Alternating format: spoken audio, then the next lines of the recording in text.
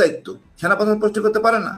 সেনাপ্রধান পরিষ্কার করছে, আপনি ওয়ারেন্ট নিয়ে আসেন, আমি ওকে ধরে জেলে দিয়ে দিব। সেনাপ্রধান দিক থেকে সেনাপ্রধান পরিষ্কার। এখন আপনি চাইলেন যারা খুশি তারে একটা অপদস্থ করবেন। ঘরে বাইরে প্রবল চাপে ইউনূস, বাংলাদেশের নারী নির্যাতন হচ্ছে স্বীকার করতে বাধ্য হলেন অন্তর্বর্তীকালীন সরকার। এদিকে অবৈধভাবে ক্ষমতা দখল করে আছে ইউনূস। শেখ হাসিনার বৈধ সরকারকে উৎখাত করে ক্ষমতা দখল করেছেন তিনি। ইউনূসের বিরুদ্ধে বিস্ফোরক তথ্য সামনে আনলেন ডক্টর ইউনূসের পদত্যাগের দাবিতে যাতে রাস্তায় নামতে না হয়। এখানে দেখুন লক্ষ লক্ষ কর্মী কিন্তু রাজপথে নেমে গিয়েছে এবং তারা কিন্তু শেখ হাসিনাকে চাচ্ছে এবং আওয়ামী লীগ কর্মীরা রীতিমতো তাণ্ডব চালাচ্ছে রাজপথে। দেখতে পারবেন সর্বশেষ ডক্টর ইউনূসের অবস্থা আপনারা। বাংলাদেশ কি এখন ছোট আছে নাকি? বাংলাদেশে 18 কোটি মানুষ আছে। আপনি কি মনে করেন চাইলে একটা দেশ এই দেশ দখল করে নিতে পারবে না? একটি দেশের উন্নয়ন এটা রাজনীতিকরাই করবেন, রাজনীতিক করতে হবে, কিন্তু আমরা সেই মানের রাজনীতি দেখতে চাই। আমরা দুর্নীতিবাজ কোনো রাজনীতি দেখতে চাই না। কোনো চোর মন্ত্রী হবে না, এমপি হবে না, এমনকি উপজেলা চেয়ারম্যান হবে না, এমনকি ইউনিয়ন কাউন্সিলের চেয়ারম্যান হবে না। রাজনীতিকদের এরকমের ভালো মানুষদেরকে দিতে হবে, নমিনেশন দিতে হবে।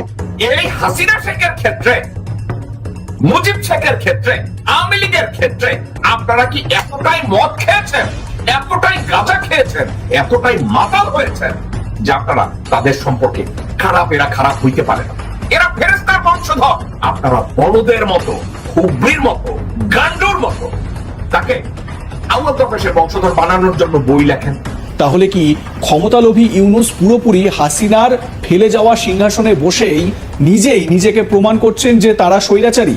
তা না হলে কেন বারবার নির্বাচন করার ক্ষেত্রে পিছিয়ে যাচ্ছে বাংলাদেশ? এটাই এখন বড় প্রশ্ন। থ্যাংক ইউ যারা এই ঘটনা ঘটিয়েছেন, থ্যাংক ইউ। মাঝে মাঝে এই দেশে আইন ভাঙতে হয়, কারণ বড়লোকরা তো আইন ভাঙে, ভাইকে নিজেদের জন্য বানায়, আর আমরা গরিবদের জন্য আইনের কত কিছু যে দেখি রে ভাই। তবে বড়লোকরা শুধু বাটে পরে ক্ষমতা হারাইলে, ক্ষমতায় থাকতে এদেরকে কেউ এটা চলে স্পষ্ট করতে পারে না। এটা বাংলাদেশের ইতিহাস কথা বলে। আজকে বাংলাদেশের আম জনগণ একজন শিশুর ধর্ষককে পিটাইয়া হইবার পাঠাই দিছে। এরা হচ্ছে কাপুরুষ, এরা নির্লজ্জ, বেহায়া। শেখ হাসিনার এইসব লিস্ট বা এইসব হুমকির পরোয়া করি না। যদি পরোয়া করতাম তাহলে আজকে শাহবাগে নামতাম না। শেখ মুজিবুর মারা গেল, আওয়ামী লীগের একটা নেতা কর্মীও আসলো না। এরপর 32 নম্বর ভেঙে ঘুরিয়ে দিলাম, আওয়ামী লীগের কোনো খবর। গাইস, এতক্ষণ দেখলেন আজকের ভিডিওর শিরোনাম, আর এখন দেখবেন বিস্তারিত। ইতিমধ্যে আজকের ভিডিওর শিরোনাম দেখে কিন্তু আপনারা অলরেডি বুঝে গেছেন আজকের ভিডিওটা কতটা গুরুত্বপূর্ণ। দয়া করে কেউ স্কিপ করবেন না। যদিও বর্তমান বাংলাদেশের রাজনীতির অবস্থা বিশাল ভয়াবহ, আপনারা ভিডিও স্কিপ করে দেখলে খবরের কিছুই বুঝতে পারবেন না। যাই হোক বন্ধুরা, আজকের খবর নিয়ে আমরা পর্যালোচনা এবং তদন্ত করে বেশ কয়েকটি খুবই গুরুত্বপূর্ণ তথ্য এবং ভিডিও ফুটেজ পাই, যা আজকের ভিডিওতে সেগুলোই এক এক করে ধারাবাহিক তুলে ধরবো। যদিও আজকের ভিডিওটা কিছুটা লং হতে পারে, তবে আজকের ভিডিওতে জানতে পারবেন এমন কিছু অজানা গোপন তথ্য যা জানলে আপনিও ইতিমধ্যে অবাক হতে বাধ্য। সেই সাথে আরো জানতে পারবেন বর্তমান বাংলাদেশের রাজনীতির প্রেক্ষাপট আসলে কোন দিকে যাচ্ছে। বন্ধুরা চলুন ভিডিওতে আজকে আর বেশি কথা বাড়াবো না, সরাসরি আজকে আমরা চলে যাব মূল ভিডিওতে। শেখ হাসিনার কথা শুনে নাই। যদি হাসিনার বিজয় হয়ে যেত তাহলে ওয়াকার কই যাইত, ওয়াকারের টিম কোথায় যেত আজকে? এটা তাকে মূল্যায়ন করতেছে না। তাকে কাজ সে তো পোস্টিং করতে পারে না, বললাম দোষ তো প্রধান উপদেষ্টার, আর কারো না। আর একটা মানে কি বলবো, আমি খারাপ লাগে, আমার সিনিয়র অযোগ্য লোককে বসাইছেন যেন হাফিজ উপদেষ্টা হিসাবে, যিনি কিছুই জানেন না, কিছুই করেন না। এটা দূরত্ব সৃষ্টি করতেছেন, পরিষ্কার কথা। একটা পাইলট বানাইতে আমাদের হাজার হাজার কোটি টাকা খরচ হয়, কিন্তু পাইলটের খেয়াল খুশি মতো শেখ হাসিনা বহু পাইলটকে বাড়ি পাঠাই দিয়েছেন। ওনার বাপের সম্পত্তি, ওনার বাপের টাকায় এই সেনাবাহিনী চলে, সশস্ত্র বাহিনী চলে। আমাদের তো কাউকে যাইতে হবে, আমাদের ন্যায় বিচার চাই, সেই জায়গাটাও দিচ্ছেন না। কিন্তু আমার বেলা লিখে নিয়েছেন জীবন দিতে বাধ্য থাকিব, যেখানে যাইতে বলা হবে সেইখানে আমি যাব। এটা তো সংস্কার দরকার আছে। প্রত্যেকটা দেখেন, পুলিশ বলেন, সেনাবাহিনী বলেন, যত বাহিনী আসছেন দেখেন সবগুলিকে উনি নষ্ট করছেন। উনি পক খাটাইয়া এই অফিসারদের কিন্তু শেষ করছেন। আজকে অফিসাররা বিপদে, দৌড়ের উপরে আছে অফিসাররা, প্রায় রিং করে, স্যার আমার নাম আছে কিনা, আমার নাম আছে কিনা। আতঙ্কের মধ্যে আছে পরিবাররা, ওর বউ বাচ্চারা। আমি লজ্জায় বলতে পারতেছি না, কেন ওকে ইচ্ছে করে গেছে এরকম করতে, না ও আদেশ দেওয়া হয়েছিল? ও তো না বলতে পারে নাই, না বললে তো বের করে দিতেন ঘাট ধরে। সমস্যা তো আমাদের আইনের মধ্যে।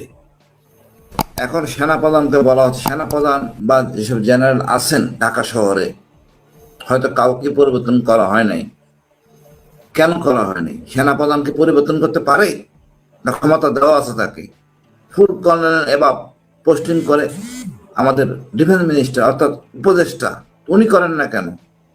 ওনার দায়িত্ব। সেনাপ্রধান পরিষ্কার করতে পারে না, সেনাপ্রধান পরিষ্কার করছে, আপনি ওয়ারেন্ট নিয়ে আসেন, আমি ওকে ধরে জেলে দিয়ে দিব। সেনাপ্রধান দিক থেকে সেনাপ্রধান পরিষ্কার। এখন আপনি চাইলেন যে আরো কিছু তারে একটা অপদস্থ করবেন, এটা হইতে পারে না। একটা স্পেসিফিক গ্রাউন্ড লাগবে, যেমন জিয়াউল হাসান, কোনো আপত্তি নাই, আপনি পার্টিকুলার কেস বলেন, এই জেনারেল জড়িত, মামলা করেন, সেনাপ্রধান তাকে উঠিয়ে দেবে। আপনার কিছুই করতেছে না, খালি লাভ দেখছি, এটা হবে না তো। সেনাপ্রধান কোনো ক্ষমতা নেই কাউকে পোস্টিং করার, ওটা পরিষ্কার। উনি জাস্ট নাম হচ্ছে সেনাপ্রধান, ফুল কন্ট্রোল এবার পোস্টিং করতে পারেন না সেনাপ্রধান। এই দোষটা রাজনীতিবিদদের, প্রধান উপদেষ্টা। এখন আমার কথা বলি আমি, প্রধান উপদেষ্টা তো কাকে নিয়ে চলার কথা?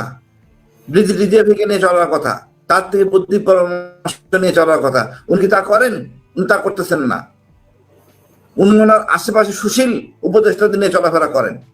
উনি এই যে দূরত্বটা হচ্ছে সেনাবাহিনীর সাথে, উপদেষ্টাদের সাথে বা জনগণের সাথে, এই জন্য দায়ী প্রধান উপদেষ্টা। পরিষ্কার করে বলতেছি আমি, এই জন্য সেনাবাহিনী না বা ওয়াকার না, যে প্রধান উপদেষ্টা দায়ী।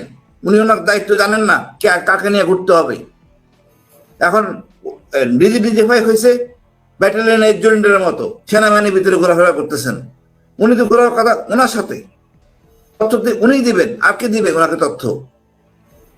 তো সেনাবাহিনীর কোনো সমস্যা নাই, সেনাবাহিনী ঠিক আছে আমাদের সাথে পরিষ্কার। ভারতের সাথে যদি ভারত কথা না শুনে, বাড়াবাড়ি করে, ভারতের যত অনিয়ম আছে এবং আমরা সেটা প্রচার করবো নতুন করে, দরকার নতুন একটা টিভি বানাবো, টিভিতে ওখানে ভারতের অনিয়মগুলি, এই উশৃঙ্খল কাজ, মুসলমানদের উপর অত্যাচার, অনাচার, স্বাধীনতা কামীদের আবদার, অধিকার সব নিয়ে আলোচনা করবো। ভারত বিব্রত অবস্থায় পড়বে।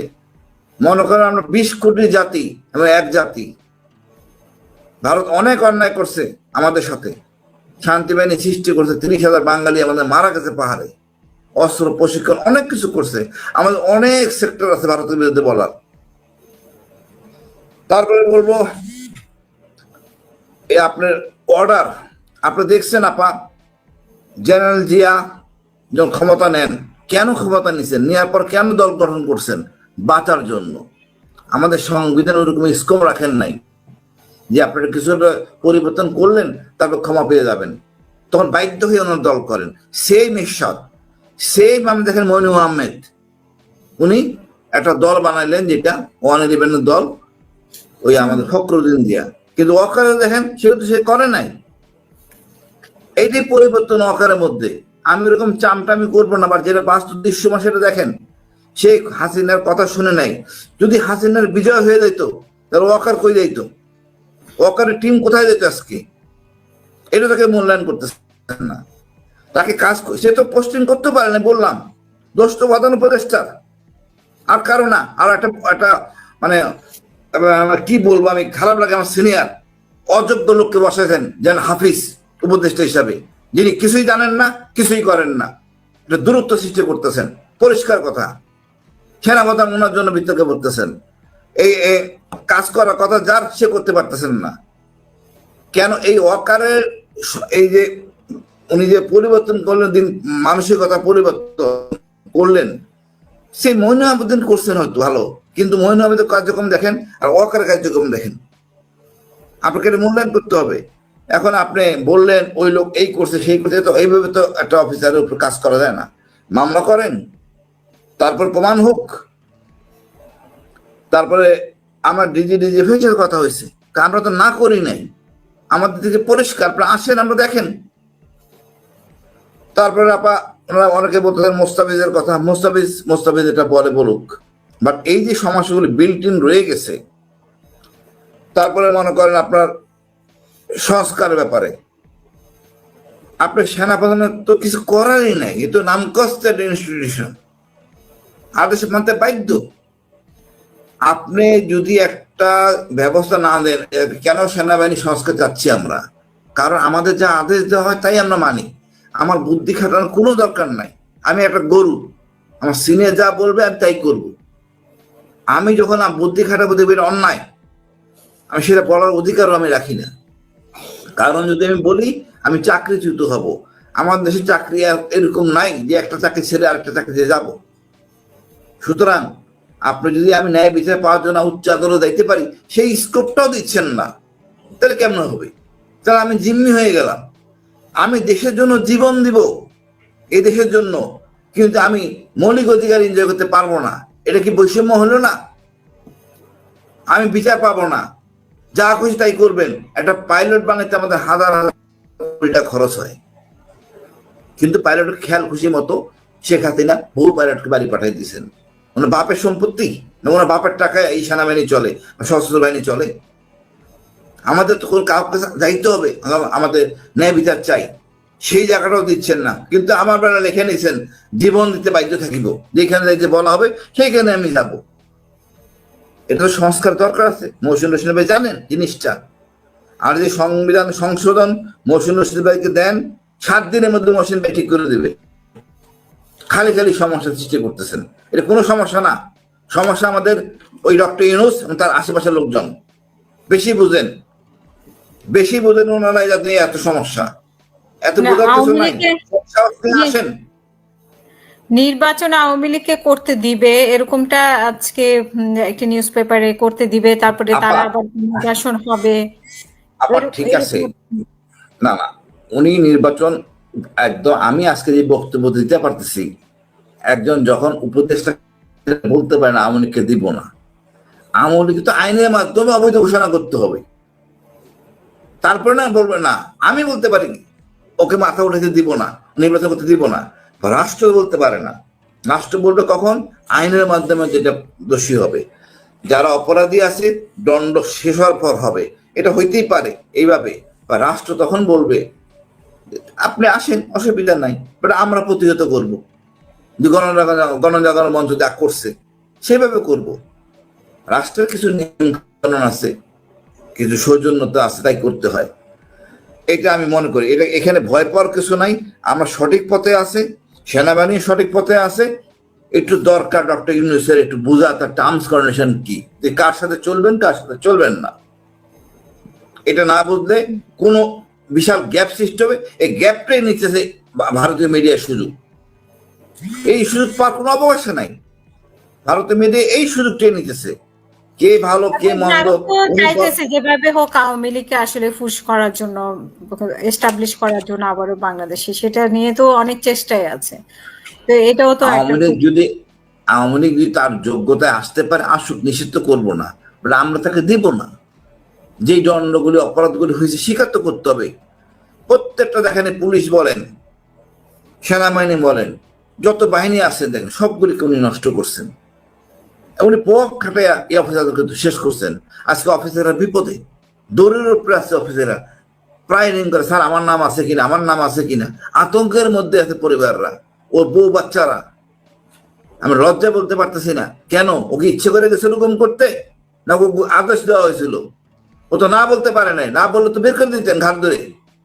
আমি তো বলছি আপনাকে, লেফটেন্যান্ট জেনারেল মতিউর, তাকে 16 মাস টেবিল চেয়ার ছাড়া রাখা হয়েছে, কারণ সে 15 পৃষ্ঠা স্বাক্ষর করে নাই। 15 পৃষ্ঠা সেনা প্রধান হওয়ার জন্য একটা পেপারে স্বাক্ষর করতে হয়। মতিউর সে 15 পৃষ্ঠা স্বাক্ষর করে নাই, ব্ল্যাক লিস্টেড। 16 মাস সে ছিল পররাষ্ট্র মন্ত্রণালয় টেবিল চেয়ার অফিস ছাড়া। এটা কি শিক্ষা না অন্য জেনারেলদের জন্য? সুতরাং আমাদেরকে এমন সংস্কার করেন উনি। আমরা চাই না এই রাজনীতিবিদ নেতাদের কাছে সেনাবাহিনী থাকুক। সেনাবাহিনী থাকবে নির্বাচিত প্রেসিডেন্টের আন্ডারে, উনি হবেন ডিফেন্স মিনিস্টার, উনি হবেন প্রেসিডেন্ট, আমরা থাকবো নিরপেক্ষ।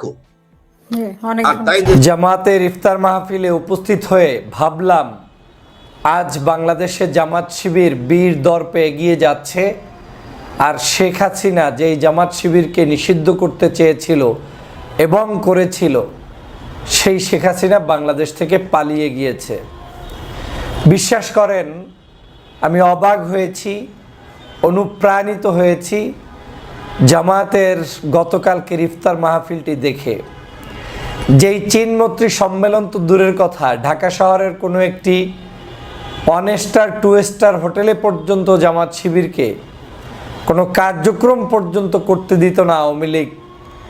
ইফতার মাহফিলগুলোতে বন্ধ করে দেওয়া হতো পুলিশ পাঠিয়ে। সেই জায়গায় বীর দর্পে চিনমৈত্রী সম্মেলন কেন্দ্রের সমস্ত স্পেসটা ভাড়া নিয়ে নিচতলা দোতলা সব জায়গায় লোকে লোকারণ্যে সমগ্র বাংলাদেশের বিভিন্ন দলমতের মানুষদেরকে ডেকে এনে জামাত আমির ডাক্তার শফিকুর রহমান সাহেবের দৃঢ়চেতা বক্তব্য সত্যি আমাকে আনন্দিত করেছে।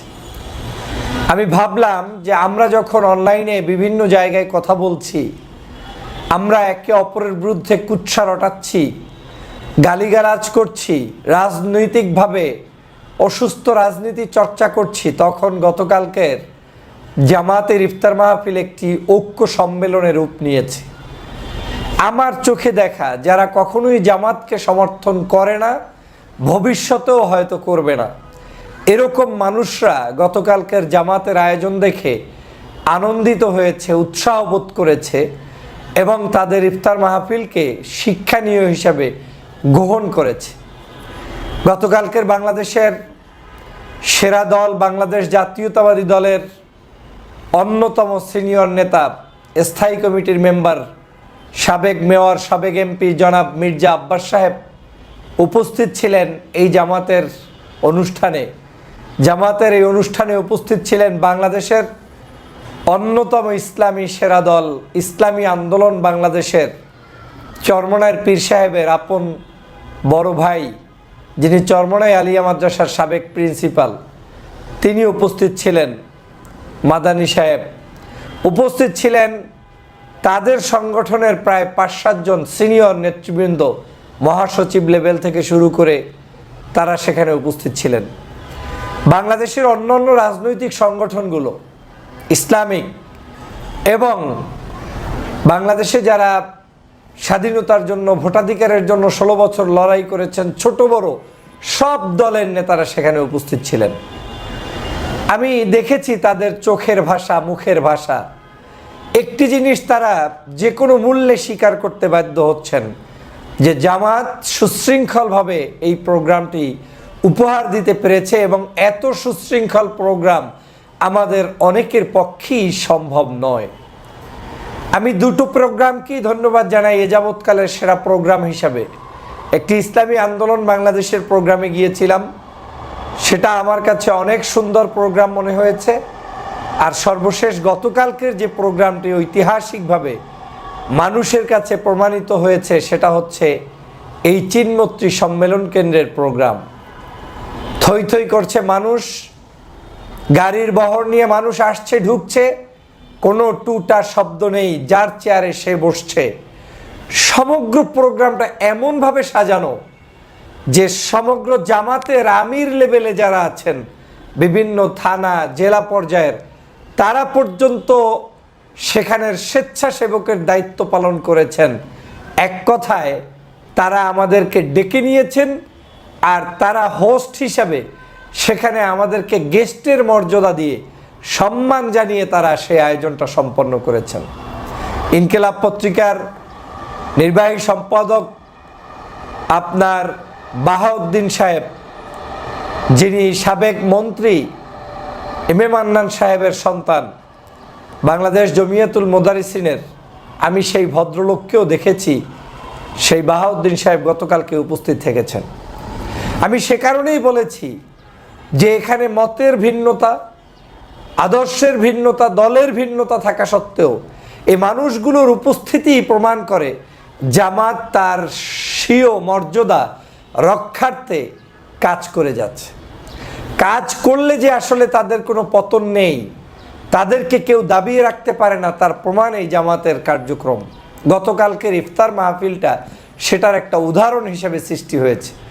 জামাতকে নিয়ে বহু সমালোচনা আলোচনা থাকতেই পারে, যে কোনো ধর্মীয় সংগঠনের বিরুদ্ধে কিংবা পক্ষে আলোচনা সমালোচনা থাকবে, কিন্তু জামাতের সুশৃঙ্খল সংগঠন যে, সে ব্যাপারে কারো দ্বিধাদ্বন্দ্ব নেই যে এই সংগঠনটি কিভাবে সুশৃঙ্খলতার জায়গায় পৌঁছে গিয়েছে এবং নেতৃত্বের জায়গায় পৌঁছে গিয়েছে। বাংলাদেশে এখন যে কোনো মানুষের কাছে জামাতকে আর নতুন করে পরিচয় করিয়ে দেওয়ার মতো পরিস্থিতি নেই। এখন মানুষ জামাতকে জানার চেষ্টা করছে, বোঝার চেষ্টা করছে। আমি নিজেও জামাতের অনেক কার্যক্রম দেখে আনন্দিত হই, আন্দোলিত হই, উৎসাহ বোধ করি এবং আমি তাদের কাছ থেকে শেখার চেষ্টা করি। আজকের জামাতের এই উদারতা, জামাতের এই ঐক্যের মানসিকতা, ডাক্তার শফিকুর রহমান সাহেবের দৃঢ়চেতা বক্তব্য, এটা সত্যিই বাংলাদেশকে যেমন এগিয়ে নিয়ে যাবে, আমি বিশ্বাস করি জামাত ইসলামকেও এগিয়ে নিয়ে যাবে। ডাক্তার শফিকুর রহমান গতকালকে বলেছেন আওয়ামী লীগের সাথে কোনো আপোষ নয়। আপনাদের নিশ্চয়ই মনে আছে যেই আওয়ামী লীগ এই জামাত শিবিরকে বাংলাদেশ থেকে পালিয়ে যাওয়ার মাত্র ৩-৪ দিন আগে নিষিদ্ধ ঘোষণা করেছিল, সেই আওয়ামী লীগ বাংলাদেশ থেকে পালিয়ে গিয়েছে। 13 সালে শাহবাগ তৈরি করে আলেমদেরকে ফাঁসির কাস্টে ঝুলিয়েছিল, সেই জামাতের প্রায় 11 জন শীর্ষ নেতা নাকি জেলে বসে মারা গিয়েছেন এবং অধিক 6 জনের মতো তারা ফাঁসির কাস্টে ঝুলেছে। সেই মানুষগুলোকে হত্যা করেছে আওয়ামী লীগ। আজকের সেই জায়গায় জামাত ইসলাম বাংলাদেশে বীর দর্পে চলছে, কিন্তু আওয়ামী লীগের অস্তিত্ব বাংলাদেশে নাই। এই চিনমৈত্রী সম্মেলন কেন্দ্রে জামাত জুতা পায়ে দিয়ে ঘুরবে, উঠবে, এ স্বপ্ন দেখা ছিল অসম্ভব গত 16 বছরে, কিন্তু জামাত আজকের সেটা পেয়েছে। কেন? অন্যতম কারণ হচ্ছে জুলুম, নির্যাতন, অত্যাচার সহ্য করতে করতে করতে করতে এখন জনগণের হৃদয়ে স্থান অর্জন করেছে। আমি অবশ্যই তাদেরকে স্যালুট জানাই এবং আপনাদের এই দৃঢ়চেতা এবং সংগ্রামী জীবনের জন্য আমি আপনাদেরকে ধন্যবাদ জানাই। পথ অনেক কষ্টের, পথ কঠিন থাকবেই। আপনাদের জীবনের কষ্টের সব কিছুই ইতিমধ্যেই অর্ধেকের বেশি শেষ করে ফেলেছেন। কি আর হারাবেন আপনারা? আপনাদের সবই তো হারিয়েছেন। আপনার দলের শীর্ষ নেতা আমির থেকে শুরু করে ফাঁসির মঞ্চে চলে গিয়েছে হাসতে হাসতে। আপনাদের আর হারানোর কিছু নেই। এখন আপনাদেরকে হুমকি ধামকি দিয়ে কেউ কোনো লাভ করতে পারবে না।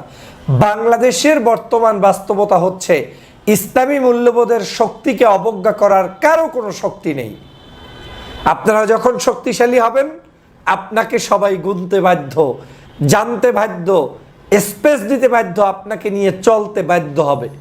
আজকের সেটা জামাত প্রমাণ করেছেন। আমি আপনাদের এই বৃহত্তর যে মানসিকতা, বড় মানসিকতা এবং এই যে ব্যয় করে অনুষ্ঠান করা, সমাজের প্রত্যেকটি জায়গায় বিচরণ করা, কেউ অসহায় হলে তার কাছে চলে যাওয়া, হিন্দু হোক মুসলমান হোক তার পাশে দাঁড়ানো, শিশু নির্যাতন হোক কিংবা ধর্ষণ হোক তার পাশে দাঁড়ানো, এই মানসিকতাই জামাতকে অনেক উচ্চ জায়গায় নিয়ে যাবে। অতএব বাংলাদেশের কে কোন জায়গায় অবস্থান করছে এটা বুঝতে হলে আপনাকে ব্যালট পেপার ছাড়তে হবে। তখনই প্রমাণ হবে বাংলাদেশে আসলে কার কত জনপ্রিয়তা দিন দিন বাড়ছে কিংবা কমছে। আমরা গতকালকের এই ইফতার মাহফিল থেকে আমি ব্যক্তিগতভাবে মনে করি এটা একটি ঐক্যের মহড়া ছিল। জাতীয়তাবোধ, ইসলামী মূল্যবোধ, ধর্মীয় মূল্যবোধ এবং দেশের স্বার্থে আমাদেরকে এক থাকতে হবে। আমরা যে যেখানেই থাকি না কেন ঐক্যবদ্ধ হওয়ার বিকল্প নেই। জামাতের ওই প্রোগ্রামে যেভাবে সবাই একত্র ছিলেন, বাংলাদেশের রাজনীতিতেও শেখ হাসিনাকে, আওয়ামী লীগকে এবং ভারতীয় আধিপত্যবাদকে রুখতে ঐক্যবদ্ধ থাকবেন, এটাই হচ্ছে আমার প্রত্যাশা। আপনাদের সুশৃঙ্খল আয়োজনের জন্য আমি আবারও ধন্যবাদ জানাই। এত সুন্দর আয়োজন করেছেন, আল্লাহু আকবার, আল্লাহু আকবার। এটা কল্পনা করা যায় না। মানুষগুলোকে এত শান্ত সুষ্ঠুভাবে আপনারা ইফতার দিয়েছেন, এটা কল্পনা করা যায় না। এটা আসলেই আপনাদের প্রতি আল্লাহর রহমত এবং সুন্দর মন মানসিকতার কারণে তৈরি হয়েছে। আমার পক্ষ থেকে জামাত ইসলামী তাদের ইতিহাসে যে নজিরবিহীন ইফতার মাহফিল আয়োজন করেছে, সে ইফতার মাহফিলে আমিরে জামাত কি বার্তা দিয়েছেন, ইফতার মাহফিলে কি ঘটেছিল, কারা এসেছিল বা আসে নাই, এই সংক্রান্ত আলোচনা আগে করেছি। কিন্তু আমিরে জামাতের বক্তব্যটাও অত্যন্ত তাৎপর্যপূর্ণ। অবশ্য তার আগে বলিনি যে জামাত ইসলামের ইতিহাসেও এরকম ইফতার মাহফিল বিরল, অথবা এরকম ইফতার মাহফিল তারা সেন্ট্রালি রাজনীতিবিদদের সম্মানে করেনি। এর আগে জামাত ইসলামের যত ইফতার মাহফিল এটা কোনো 5 তারকা হোটেলে হতো। এর মানে ছোট জায়গায়, 5 তারকা হোটেলে আহামরি বড় জায়গা থাকে না, তবে 5 তারকা হোটেল মানে ছোট সেটাও নয়। কিন্তু এরকম এই চিনমৈত্রী সম্মেলন কেন্দ্রের মতো বিশাল কোনো আয়োজন কিন্তু 5 তারকা হোটেলে নর্মালি সম্ভব নয়। যদিও এই ইফতার মাহফিলের কত টাকা খরচ হয়েছে এটা যদি আপনি হিসাব করেন আপনি আটকে উঠবেন যে কোটি কোটি টাকা খরচ হয়েছে। এক কথায় যদি বলি, জামাতের ইতিহাসেও এই নজিরবিহীন ইফতার, এটা এই এত বড় ইফতার মাহফিল দেখে পুরো জাতি অবাক নিঃসন্দেহে। তো সেখানে আমিরে জামাত ঐক্যের ডাক দিয়েছেন, আমিরে জামাত রাজনৈতিক বার্তা দিয়েছেন, এটা আমাদের কাছে তাৎপর্যপূর্ণ। দর্শক, অন্তর্বর্তী সরকারকে যৌক্তিক সময়ের মধ্যে সংস্কার শেষ করে দ্রুত নির্বাচন দেওয়ার আহ্বান জানাচ্ছি। যৌক্তিক সময় বলতে সংস্কারের জন্য যতটুকু সময় প্রয়োজন তার বেশি নয়। এটা ওই ইফতার মাহফিলে আমির জামাতের সবচেয়ে গুরুত্বপূর্ণ কথা রাজনীতিতে। জামাত কি চায়, কিভাবে চায়, এটা স্পষ্ট এই বক্তব্যের মাধ্যমে। মানে জামাত সংস্কার চায়। দেখেন, এটা একটু আমি ব্যাখ্যা করি। যৌক্তিক সময় সংস্কার, এই যৌক্তিক সময়ের মধ্যে নির্বাচন চাই বা দ্রুত নির্বাচন দেওয়ার আহ্বান জানাচ্ছি। এখন যদি জামাতের ভাষায় যৌক্তিক সময়ের মধ্যে নির্বাচন না হয় বা জামাতের ভাষায় দ্রুত সময়ের মধ্যে নির্বাচন না হয়, তাহলে জামাত কি করবে?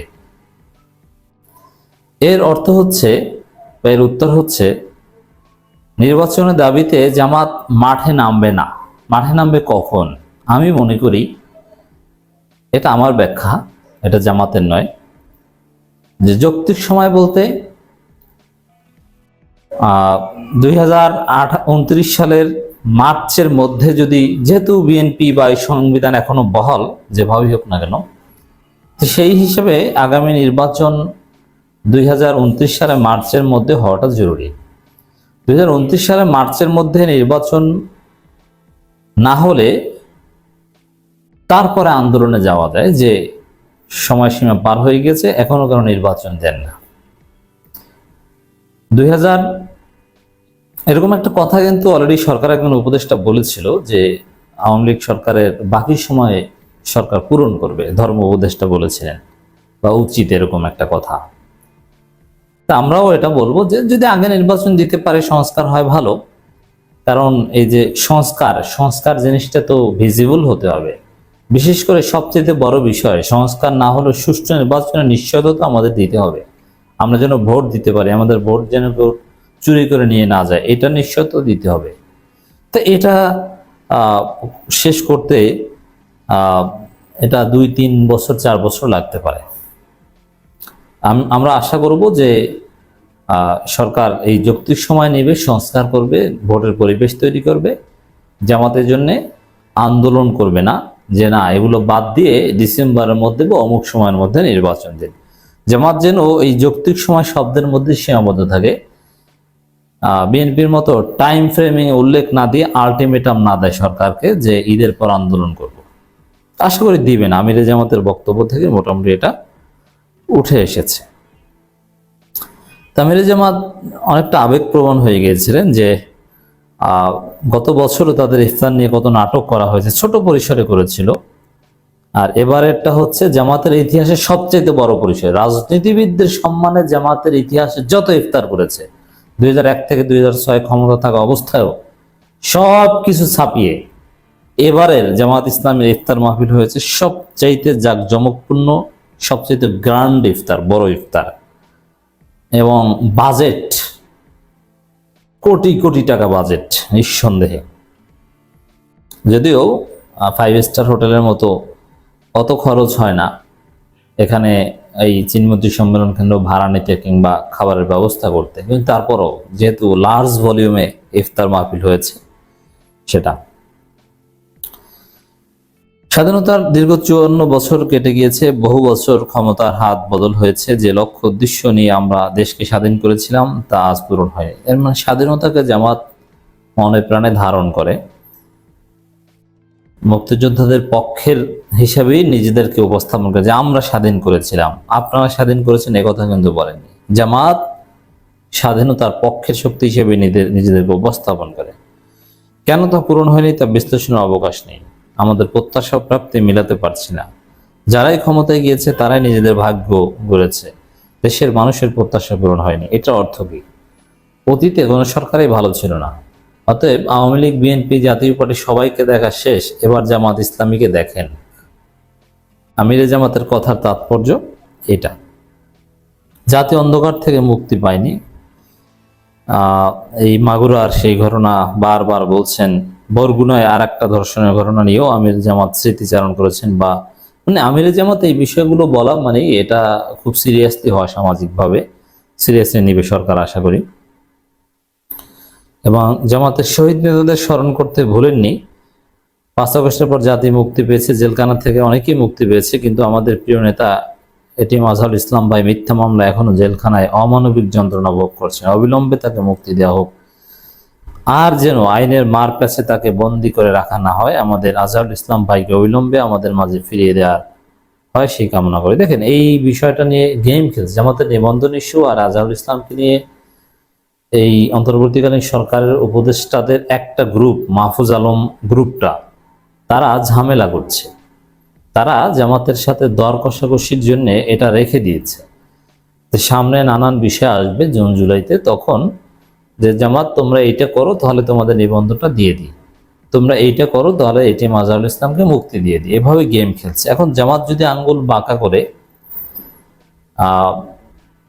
প্রফেসর ইউনূস আমিরে জামাতকে ডেকে নিয়েছিলেন, জামাত কর্মসূচি দিয়েছিল, কর্মসূচি স্থগিত করেছে। কই, আমরা তো এটিএম আজহারুল ইসলামের মুক্তির কোনো লক্ষণ দেখি না। ঈদকে কেন্দ্র করে কিন্তু দিতে পারেন। জাস্ট আমি এই আহ্বানটা জানাই, জামাতের উচিত, জামাতের লোকজন এই আহ্বানটা প্রফেসর ইউনূসের কাছে পৌঁছে দেবে। এটিএম আজহারুল ইসলামের মামলা চলবে, তিনি আদালতের মাধ্যমে নির্দোষ হয়ে আসবেন। শুধু এটিএম, অন্যান্য সবার মামলাই পুনরুজ্জীবনের চেষ্টা হয়তো বা করা হবে।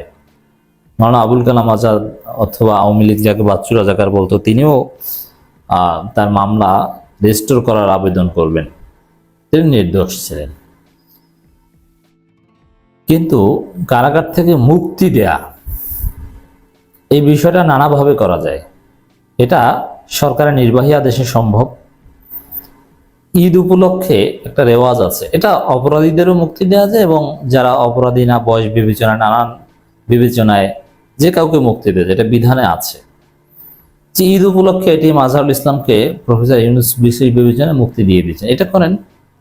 সাথে আরো কয়েকজন এরকম অনেক বয়স্ক থাকলে মুক্তি দিয়ে দেন। তারপরে মামলার কার্যক্রম ওটা চলবে, এটা একটা বিষয় হতে পারে। আর সেটা যদি জামাত না মানে, এটা অনেকে নাও মানতে পারে যে না, এটা তো অপরাধীদের ওইভাবে মুক্তি দেওয়া হয় যে না, সাজা খাটা হয়ে গিয়েছে, এখন ছেড়ে দিই, ভালো আচার আচরণ। যদি জামাত এটা করতে পারে, এটা অপরাধীদের না, এটা যে কারোর ক্ষেত্রে করতে পারে, প্রভিশন এটা আছে। আর যদি জামাত সেদিকে না যায়, তাহলে মামলা চলুক, তার মামলার আবেদন বা ইত্যাদি ইত্যাদি